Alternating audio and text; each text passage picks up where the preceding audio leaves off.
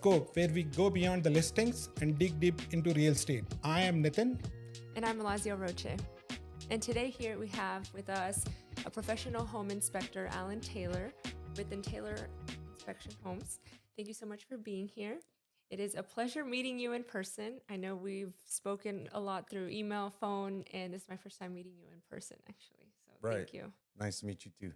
So tell us a little bit about how you guys met and kind of how long you've been in the industry. I think, when did we last met? Like first met? I think about 2016.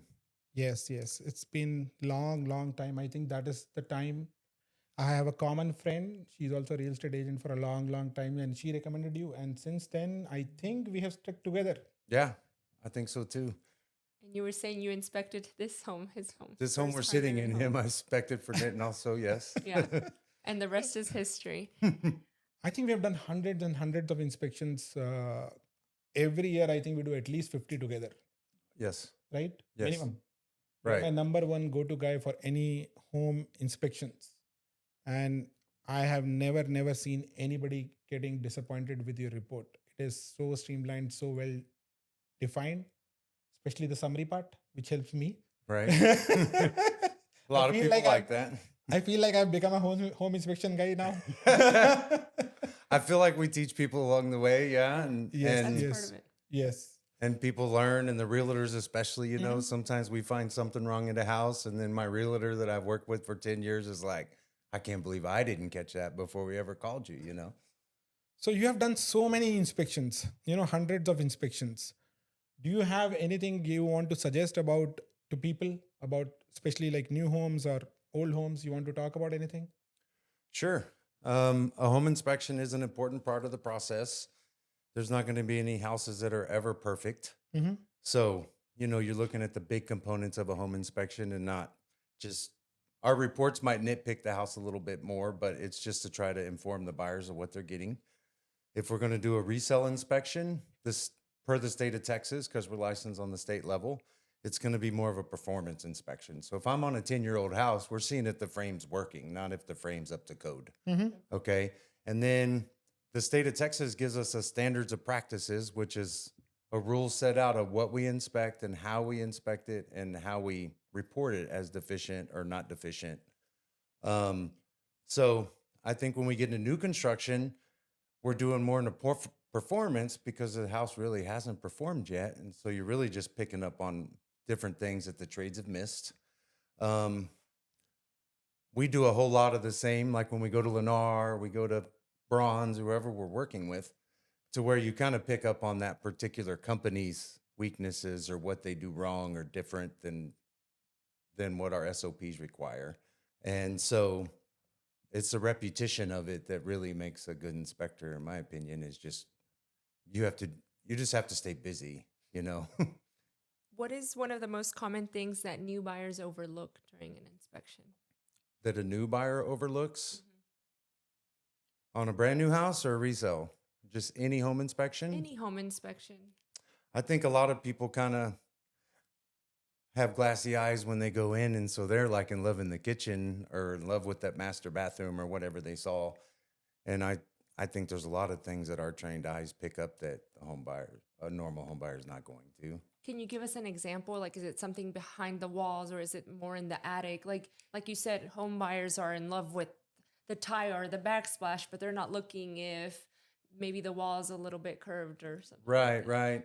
Maybe water stains. We pick up a lot of water in houses that people don't necessarily see or don't pick up, whether it's a leaky window or whether it's coming from the roof. As far as the roof's concerned, city inspectors don't walk roofs, so nobody really inspected your roof unless you hired a home inspector to do it, even on a brand new home. So we see a lot of roof stuff. And then on resales, we just see a lot of lack of maintenance, just houses that just haven't been maintained. Yeah, that happens often. I notice that a lot more now that everyone is so excited about home ownership, and then it kind of hits them of, oh, there's a lot more that comes to it, which is maintenance. Correct. Is there a helpful tip you have for homeowners on that? Moisture is probably your biggest enemy, whether it's coming from the roof or coming from a window or coming from a leaky shower. Water's probably one of the biggest things that could hurt your house, and then air quality and mold and stuff Yeah, like that's a that can serious arise. So we have two scenarios, right? One is we buy new construction, and second is we do resales. Now in new construction, there is a myth that, it's a new home. The builder has gone through so many stages of, inspections. Right. So do I need a third party inspection? Yes. I mean, you've seen the reports. I wrote many. It's probably been 60 or 70% of our work for the last 5 or 6 years has been new construction. Mhm. And I think it's just because of the homeowners talking and people are aware that we can have this checked out. We all see the guys on YouTube and on TikTok, and there's all sorts of just days worth of home inspecting stuff. It's not all detrimental, but the owner of the company is not building any of the houses we go to. So you're still depending on an employee of those company. So doesn't always mean the builder's going to fix everything on the list, but our intentions is just to inform the customer what they're buying. I want to go more deep in this, right? For example, I have bought several of my own homes. And there was a time I used to think that, okay, I can do an inspection in 11 month rather than doing a new construction inspection, right? But I have realized over the time that you do something which normal, even a real estate person who is doing it cannot do it. And now I know your report so well. For example, AC, plumbing, moisture detection. What specifically you do which a normal person cannot do? Forget about the roof part. Right. But there is so many things inside the house which an inspector can do, which, I cannot do. Right. I think it's just the experience. I might have a water tool that anybody could buy and use it, but know where to put the water tool behind showers, around windows, around wall openings. I think there's a lot of stuff that a homeowner can do. It's just a trained eye, and then we just do it so often that you just pick up on details of the house. I kind of tell people that I feel like the house is like talking to you. There's stuff you walk up on that you probably feel just lucky that you ever found it in the first place, but it's just part of just getting in the rhythm of just walking a house. Alan, how long you have been doing this? Like only just the inspection part for the Texas, how long? About 13 years 13 in years? Texas, right? What was you doing before this? Before this, I actually worked at I've had a lot of experience in framing, Uh-huh. plumbing. Uh-huh. I've been on irrigation crews doing the Uh-huh. yard irrigation systems. Uh-huh. Right before this, I was in the industry where we're making the rocks, all the stone that's on the outside of these houses, and out of Gerald, Texas, right before I came into the home inspecting career. But I think I picked up more years as just inspecting and figuring out houses from the inspecting side more than just from being a framer for a while, from the different things I've done. But all of it combined, yeah, it definitely helps, because when I go to somebody's house and I'm having a problem with an irrigation system and I've already been on the crew where we put them in and have to fix them, we can. Yeah, that's what I mean. You know how to frame a house. So you Right. more than just knowing the check boxes to check off on Right. an inspection. Right. You know. I mean, it definitely helped along the way, but I have just as many years of just inspecting houses to where I think picked up a lot. How many you have inspected in 13 years? How many houses? How many? Probably in the 6,000 range. 6,000. I've had the fact that you know that number is impressive. Well, we have invoice numbers. Yeah, You know what I yeah. mean? And so you're keeping track. I was gonna ask you about that. How many inspections you do? I about kind of a do like day? 400 or 500 a year myself. Times all these years is where I come up with the So at number. least one or two a day. Yeah, least. I pretty much work every single He day. he's booked a weeks in advance, Oh, I but know. luckily, based on my relationship with him, he's always able to squeeze me in, Right. right? And I'm not just saying for the sake of saying. The summary report which I get from him is like so defined. It's very easy to understand and read. Right. But 6,000, I was not expecting 6,000. No, a lot. Yeah, that's a lot. And how did you get started in that? I know you're from Lago Vista area. So how did you get started in home inspection? So my dad was a realtor. Oh, And- wow. And so when I bought my first house, I was 26 years old and I paid the home inspector Uh-huh. and I saw what he did. Uh-huh. And I told my wife that day, like, I want that guy's job. Oh my God. And then, like, we hit a recession, Uh-huh. right? We hit the '08 recession. Uh-huh. Everything slowed down. I laid off like 35 or 40 guys at the job I was at. Mm-hmm. And we were kind of stuck. It wasn't a time to quit a job. Mm-hmm. And as soon as it started picking back up, my dad was like, hey, my inspector's looking for help. Mhm. And so I called him and started working with him. And And back then you had to get an apprentice license and work your way up. Now we can all go to school and just be what y'all would consider the broker, Mhm. but there wow. is a such license where you have to work under somebody Yes, like yes. me.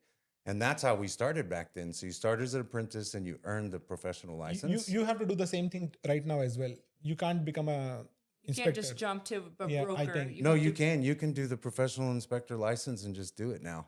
you don't have to be an apprentice anymore. No, Okay. there's two ways to do it. Okay. There is two different ways to do it. You What are can come those? up under anybody who comes to work for me, I hire them as an apprentice. Okay. Yeah. And the reason is because they're not allowed to even help me in the field without the license. They can't show up on site and work. Mhm. But if I have a guy that just shows up and he can go all the way through school by himself because they give you the ride along training at school now. Okay. So you can go get your hours at school Versus and then you on don't the need field. it. Correct. Got it. So nowadays these guys are just coming out. Some of them don't have experience. They've had their 40 hours in the field, but they didn't have to do like 200 inspections with a Wow. different inspector like we did back in the day. So my dad was just telling me that this guy was hiring, and I went and talked to him, and here we go. And that was in the Austin area. That was in Georgetown, Oh, Yep. wow. That in is a 2012. full circle. Yeah, and it was great because I wanted to get in this industry, just didn't know how, and then that was my foot in the door. I worked there for my first 4 years with a company out of Georgetown, and then I started Taylor Inspection Company. Yeah. Yep. Well, tell us about it. I mean, I know you've done a lot of inspections. You stay pretty busy, but how have you seen the market change recently? We've seen a big shift where there's been a lot of real estate agents that I just haven't seen that I used to see a lot. A lot more new construction than resales. Um, I think it's because the new construction's offering more incentives and better interest rates. So a huge change from where every house used to be 5 or 10 years old to almost all the houses are new or Right. 11-month warranty inspections from the year prior is a bigger part of the business. 27% of the Austin real estate last year was new construction. I believe it. So still there was There's still a lot of resales. lot of resales still, but the number is going on increasing in this market more year over year because the economy is such that only on new sales you can change your product Right. as far as the economy. That's what most of the builders are doing. They're going to a situation where they don't have to build $1 million home. The same builders are using in the same communities building a 600 700K home. They're changing their product. They're just minimizing the cost, and those are the ones which are able to sell in this market. Correct. We're even seeing some of the builders take garages off, go down to small houses, and it's price point. It's price point. It's all They're about getting to the price price point that they can sell them, and the location, which has a lot to do with the price point. We're seeing a lot more south than Yeah. we used Yes, the land in the city has become so expensive. Like I've spoken to so many builders, presidents, right? They're putting products so far away, which is not even the price point, to. Right. because the land is bought at such a price that only that product can survive in that market. Eventually, what will happen is, which I've seen in other cities, right? Eventually, it all will become expensive Right. because if you want to buy something new, like for example, the same house built in Round Rock by the same builder, I don't want to name the builder, but the same exact house is 700K, and the same exact house in Pflugerville is 450. Right. The only difference in both the situations is the land bought here is like almost more than double the price of what the same builder bought in Pflugerville. Right. Right. Location. Totally location. It's all about I agree. location. Right. I have a big question. I think everybody has this question, but what you've been in it for several years. You've seen beautiful big houses, old, new, everything. Do you see a big difference or a major difference between a house that is 10 years old versus a brand new one? Because I do see a lot of things online where people are like, oh, houses aren't being built the same. You actually go into these houses every day. What do you think about that? I would agree. And it's probably the cost of production, the cost of materials, the way they're streamlining them to be able to get them to the price points that people can afford because of our interest rates or whatever reasoning. But I would agree. And also, if you buy a 10-year-old house, you've seen what it can do in 10 years. And on a new house, you can't. with that being said, a brand new house is going to be a lot more efficient, and Mm-hmm. it's going to have its good perks too. Yeah. Um, we're getting them so airtight that, we're starting to get humidity issues in new homes and some other problems that we maybe didn't foresee coming along with the whole green push, like high humidity and, humidity and moisture problems in a house. But I live in a 2018 house because the utilities are a lot better than my last house. Okay. So efficiency is something you've seen improve. Yeah, it seems like the efficiencies improved a lot when we're putting them together, but the older houses maybe had better materials. I'm not sure. We're kind of in an innovation area where there's a whole bunch of new products hitting the market that the builders are trying, and maybe they were more tried and true methods back in the day that they weren't trying out, but we're trying to hit price points, and so we're seeing some inferior products put on houses too, just to hit the price points.